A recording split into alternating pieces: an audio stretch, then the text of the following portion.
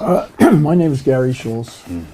I was in the first Peace Corps group that went to Sierra Leone in 1962.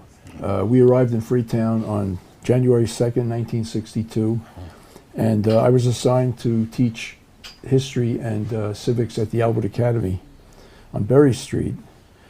And during that period, I introduced the first Sierra Leone history curriculum into the school, because up until then they were teaching European history, and Sierra Leone had just received its independence shortly before we arrived, so it was the proper time to introduce the country's own history.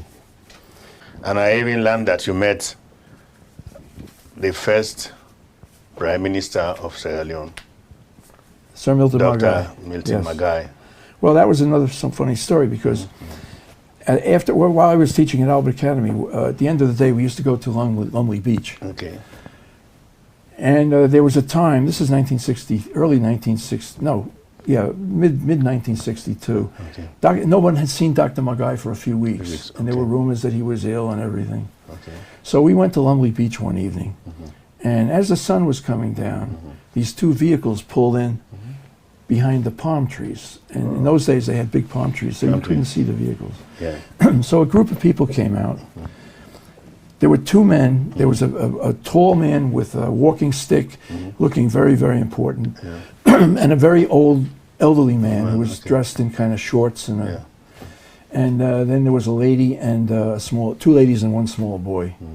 So my Peace Corps roommate, Jim Sheehan, said, see the guy with the walking stick? He said, I'll bet he's somebody important. He says, I'm going to introduce myself. So he walks over to this man. He says, how do you do, sir? I'm Jim Sheehan. I'm with the Peace Corps. And the man says, oh, I'm Al-Haji somebody. I'm visiting from Nigeria. So then Jim felt obligated to go down the line. So he said to the woman, how do you do? I'm Jim Sheehan. How do you do? He said to the other woman. He gets to the old man at the end and he says, how do you do? I'm Jim Sheehan. The old man says, how do you do? I'm the Prime Minister. Wow. And Jim looked at him like... Wow, that must be an experience. He looked at him like he was kidding. Wow. So the Prime Minister chuckled and he said, I'm a humble man. He said, we're modest people here. Yeah, that's good. So then they walked down the beach together, the whole group. And when they came back, they went back towards the cars. So we wanted to see the cars. So we went peeking up, and there was a big Rolls Royce flying the Sierra Leone flag with PM1 on the license plate, and an old beat-up Chevrolet. Everybody piled into the Chevrolet. Sir Milton got behind the wheel. The Chevrolet drove off with the Prime Minister driving, followed by the empty Rolls Royce with a uniformed driver with white gloves. That's the first time we met him. Second time, Dr. Eastman said to me one day, he said, we're going to go up to the lodge tomorrow morning. Prime Minister wants to give us some country course for the museum. So when we got up there,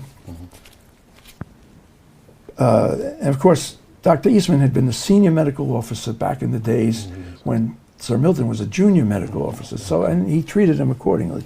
So knocked on the door, Prime Minister opened the door, no security, no policeman, nothing.